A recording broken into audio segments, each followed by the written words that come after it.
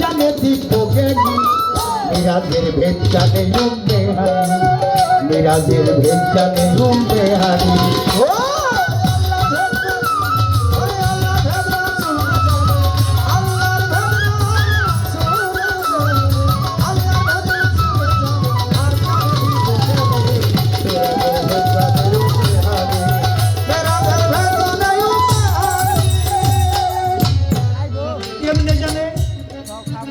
মেহানি বিবির ঘরে শুয়াছিলেন নবী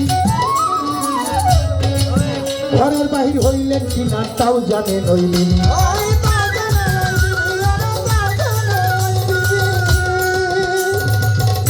মেহানি বিবির ঘরে শুয়াছিলেন নবী ঘরের বাহির হইলেন কিনা তাও জানেন ওই বিবি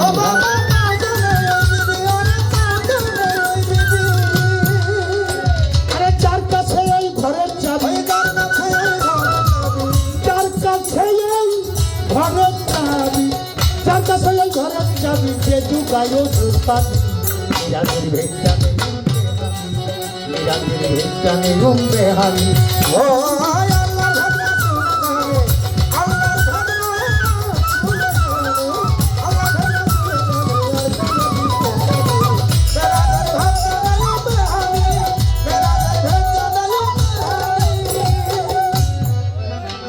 এই ইসমাইলেরই পদাঘাতে সংযমেরই কূপ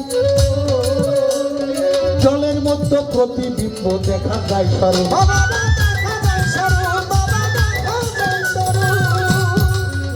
ও ইসমাইলেরই পদাঘাতে সংযমেরই কূপ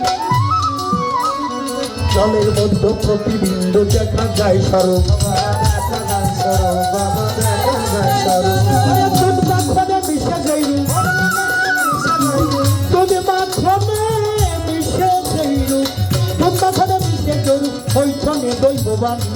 মিরাজের ভেদ জানে মিরাজের ভেদ জানে বেহারি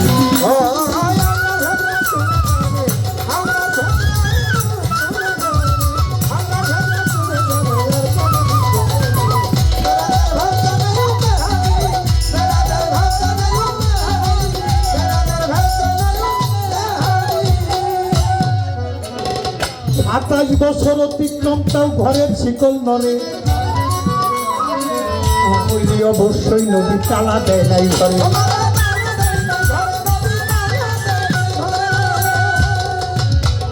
27 বছর অতিক্রম তবু ওই ঘরের শিকল নড়ে তাহলে অবশ্যই নদী তালা দেয় নাই ঘরে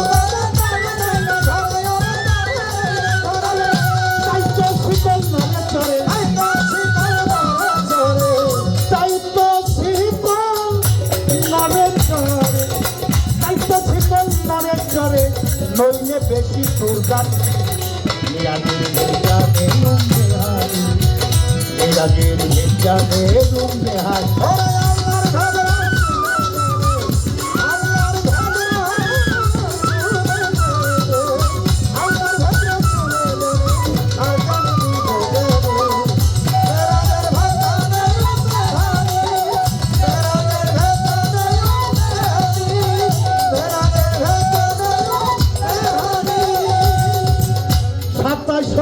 তিন বিয়োগে তাতে 24 হয় দ্বাদশ আর দ্বাদশ মিশিলে একই ফল দাঁড়ায়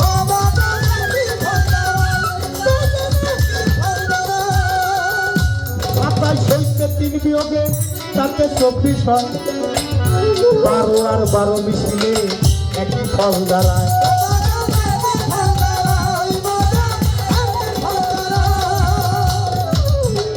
দ্বাদশ আঙ্গুল বাহিরে যার দ্বাদশ আঙ্গুল ভিতরে যার হোম হইতে যত খাত মিরাজের ভেদ জানে বেহারি মিরাজের ভেদ জানে বেহারি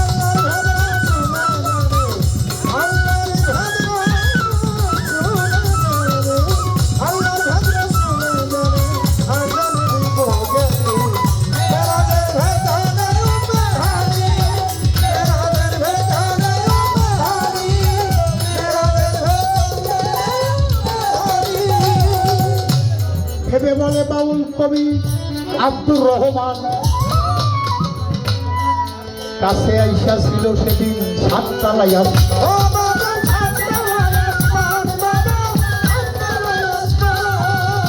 যার নিকটে আর সে আল্লাহ আর সে মাওলা নুরি সিদরাতুল মুনতাহা নামে বৃক্ষটা বদরি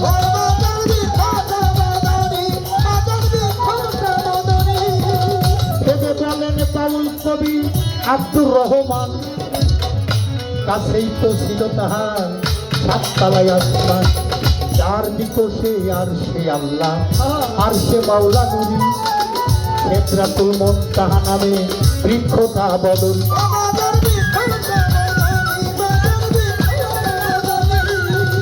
সরজগৎ মগজপুরি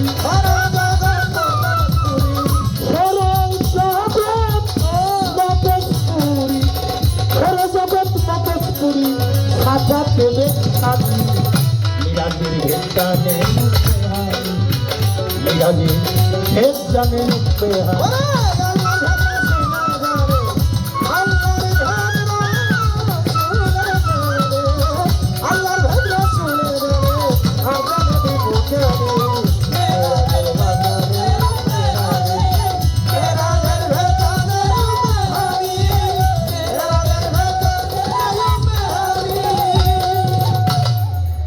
প্রেম তারাই তারাই জানে গো যার সাথে যার গোপন প্রীতি ও প্রেম তারাই তারাই জানে গো যার সাথে যার গোপন প্রীতি ও প্রেম তারাই তারাই জানে গো যার সাথে যার গোপন প্রীতি ও প্রেম তারাই তারাই জানে গো যার সাথে যার গোপন প্রীতি লাগাইয়া প্রেমের রস দূরে বইসা তারে গো যার সাথে গোপন প্রীতি ও প্রেম তারাই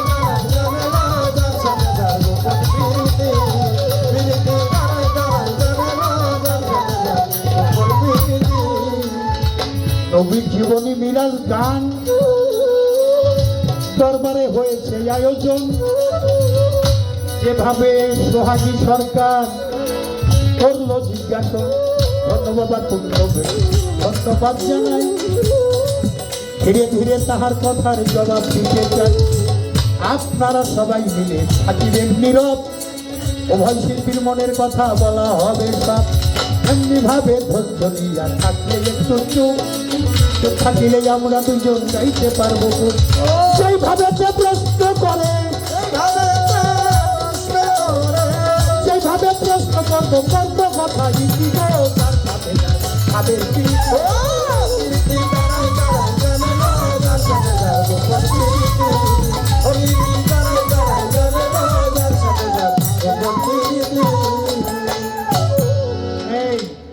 একটা সুর কীর্তন আর হলো কথা কীর্তন মিরাজ শব্দের অর্থ হলো বিশ্বভ্রমণ মিরাজ শব্দের অর্থ হইল সাক্ষাৎ একটা বিশ্বভ্রমণ দয়াল নবী 7 তবক আসমান পাড়ি দিয়ে সিদরাতুল মুনতাহায় যায় দেখা করে আসছে সময় গেছে কত 27 বছর এই 27 বছর যাওয়ার কারণটা কি 27 এই দুনিয়া সৃষ্টি 27 দুনিয়া সৃষ্টি 27 তারিখে কোরআন নাজিল হয়েছে আবার যে মায়েরা ঋতুবতী হয় এটাও 27 আবার 27 বছর যে কাটছে এখানে দিন সংখ্যা গণনা করলে 8955 দিন 8955 দিন হয় এই 8-9 কত হয় 98 17 আর 5-5-10 55 দিন তাহলে 17 আর 10 কত হয় 27 বছর এখন আসলে সূরা নজমের মধ্যে যেটা আল্লাহ প্রকাশ করে দিছে লাইলি এই 27 বছর ওইরে কি দয়াল নবী বিরাজ করছে আচ্ছা যার মিরাজ তার কাছে একটু জিজ্ঞেস করি মিরাজ থেকে ফিরে আসার পরে জিজ্ঞেস করলেন আবু বকর সিদ্দিক ইয়া রাসূলুল্লাহ লাল লাগে কেমন দেখলেন? কয় তোমার মতো। হযরত ওসমান জিজ্ঞেস করে, কয় তোমার মতো। যে জিজ্ঞেস করে, কয় তোমার মতো। লাস্ট আসলো মানরাম পাকাত রাইল হক। আমাকে দেখো আর হক দেখার বাকি থাকবে না। এখন 27 বছর জিজ্ঞেস করি, উনি ফিরে আসার পরে যে আপনি যে 27 বছর কাটাইলেন কেমনে? আমার দয়াল নবী হইল রাহমাতালিন আলামিন, সমস্ত বিশ্বের রহমত। আমার দয়াল নবীর রহমতের চাক্কাটাই শুধু ঘুরছে। আর দয়াল নবীর রহমত, দয়াল নবী হইল পৃথিবীর জান, সৃষ্টির জান, আত্মা। আত্মা যখন চলে গেছে, যেমন এই যে আমাদের বাংলাদেশে কোনো বিদেশ থেকে কোনো ফরেনিয়ার আসে না, আসে না? আসে বাজান। ওই জাপান থেকে আসছে চিমচং হং। আচ্ছা, ওনারা কি বরণ করবেন? আমাদের এই জায়গার চেয়ারম্যান যাইব নাকি? উপজেলা চেয়ারম্যান, এমপি গেলে প্রধানমন্ত্রী কিংবা রাষ্ট্রপতি। কারণ একজন প্রধানকে আর একজন প্রধানই বরণ করে না। দেখেন দুই পাশ দিয়ে গাড়ি, ওই যে আগে একটা হোন্ডা নিয়ে পুফু করতেছেন না, সব গাড়ি বন্ধ, শুধু আমার ওই প্রধান অতিথির গাড়িটা চলছে। এরকম সারা বিশ্বের প্রধানমন্ত্রী হইলে আমার রাসূল। আর রাসূল কাছে সৃষ্টি করছে, তিনিও বিশ্বের প্রতিনিধি। এক প্রতিনিধি আর এক প্রতিনিধির সাথে সাক্ষাৎ হচ্ছে। এটা হলো বিশ্ব ভ্রমণ। নিয়ে আসলো কি? 27 তাৎপর্য আমার সাথে আপনারাই ভালো জানেন, আমি আর বিশ্লেষণ দেব না। এখন জিজ্ঞাসা হইল, উনি আসলো 27 বছর কাটাইয়া, এই 27 বছর কেমনে কাটলো? উম্মে হানির ঘরে যে বিছানায় থেকে উঠে আসছে আমার রাসূল, ওই বিছানাটা গরম গরম ছিল। আচ্ছা, একটা মানুষ 27 বছর কাটাই আসলে বিছানা গরম থাকে নাকি? উনি যে ঘর থেকে বের হয়েছে, ঘরের শিকল ছিল, শিকল হলো জিঞ্জি, ওই শিকলটা নড়তেছে। এটা একটা লোকের যদি একটু কপালেই লাগুক আর এক জায়গায় লাগিয়ে যদি শিকল নড়ে, কতক্ষণ সেটা নড়ে? লাইলান 900 কালী ভ্রমণ, একটা ধনুক আর একটা ধনুকের সাথে একত্রিত হইল। একটা ধনুক ছিল আর একটা ধনুক আইসা, তীর ধনুক আছে না, ধনুকটা এরকম, একটা ধনুক আইসা আর একটা ধনুকের সাথে একত্রিত হইল। ইশারার কালাম, জ্ঞানীদের জন্য গান জ্ঞান, আরো আক্কেল জ্ঞান দিব্য নয়ন খুলে, আর অজ্ঞানীর জন্য সেটা মরণ দশা হইতে পারে। এবার সারা রাত্র তো ভ্রমণ করে নেই, এই কথা আমার রাসূল কইল যে উপরে থেকে আমি অজু করে গেছি, পাথরের মতো থেকে পানিগুলো টপকে টপকে ফোটা ফোটায় পড়তেছে। আচ্ছা, এই যে উপরের পাথরের থেকে যে পানি পড়ে, এই সময়টা কতটুকু হইতে পারে? সারা রাত। তাহলে 900 কালীন ভ্রমণ হইলে সারা রাত্র না, কতটুকু সময়? 1 ঘন্টা, আধা ঘন্টা, 5 মিনিট। পলকে বিরাজ হয়ে গেছে, পলকে বিরাজ হয়ে গেছে। মিরাজ হলো ভাবের ভুবন, ভুবন গুপ্ত ব্যক্ত হয় আলাপন। এই জন্য কোরআনে বলছে আল্লাহ মিরাজ থেকে রাসূল জানিয়েছে, তা তোমরা হেফাজত করো। ইবাদত আনছে 2 প্রকার ইবাদত। একটা ইবাদত হলো হক করলা, হকের উদ্দেশ্য ইবাদত, কালেমা, নামাজ, রোজা, হজ, যাকাত, কুরবানি। এটা এক সময় যদি আপনি না করে এক সময় করেন, আল্লাহ আপনাকে ক্ষমা করে দিতে, এটা স্পেশাল পাওয়ার। তা আর একটা হক করলে এবার আবাদ ইবাদত। আবাদ ইবাদত আমি মা বাবা থেকে ওসিলা করি দুনিয়া আসছি, মা বাবার ঋণ পরিশোধ করতে হবে। এই যে আবাদ ইবাদত, খেয়াল করবেন খুব। মাতা গুরু, পিতা গুরু, গুরু জ্যেষ্ঠ ভাই, তার সে অতি গুরু ভজনে কামাই। মা বাবার ভজন যাহার নাই, তার ধর্মকর্ম সব বৃথা, কাজ হবে না নামাজ আর পূজায়। এখানে মানবতাই বিপর্যয়, কাজ হবে না নামাজ আর পূজা। কিছু বলবেন আপনারা? অতিথি আসছে মনে হয়। আপনাদের মূল্যবান সময় আমি নষ্ট করতে চাই না, আমার জবাব শেষ করছি। একটা প্রশ্ন করি, কি প্রশ্ন করুন? দয়াল নবী পৃথিবীতে তল্লত হওয়ার আগে তার মা 9 মাসে 9টা স্বপ্ন দেখছে।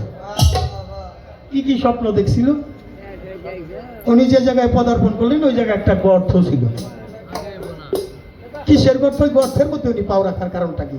আর আমাদের আগে আসে মাথা, পরে আসে পাও, কিন্তু দয়াল নবীর ক্ষেত্রে আগে আসছে মাথা, আগে আসছে পাও, পরে আসছে মাথা। এই গর্তে পাও রাখার উদ্দেশ্য